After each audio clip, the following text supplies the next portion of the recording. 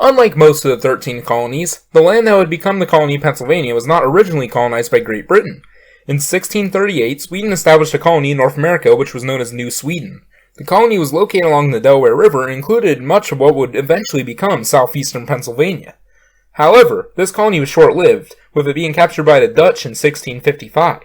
Despite this, settlers from Sweden and Finland would still settle in the area afterwards for many years. The Dutch colony was then captured by the British in 1664, which turned much of it into what is now known as New York.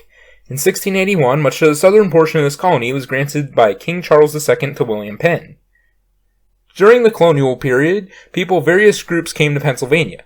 Pennsylvania was one of the most progressive and tolerant of the 13 colonies, with people of all religious groups being able to worship freely.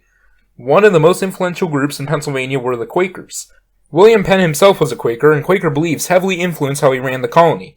Various other Christian denominations, such as the Mennonites and the Amish, also came to Pennsylvania in large numbers. It wasn't just people from England who settled in Pennsylvania once it became a British colony. Most of the original Swedish settlers were still present in the region, and by 1683 they had all become British subjects. Additionally, many Germans came to Pennsylvania. These Germans are often referred to misleadingly as, quote, Pennsylvania Dutch.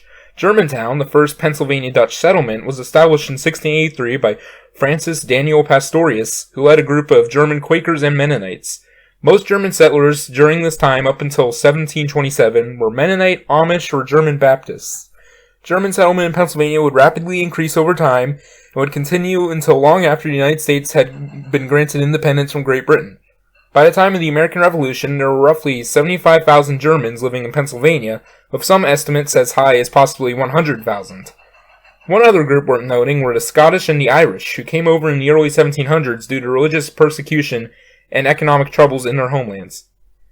The Pennsylvania colony was advertised very well. By 1700, it had become the third largest and richest colony in the New World. In the next 3 lessons, you will learn about 3 of these groups: the Quakers, the Mennonites, and the Amish.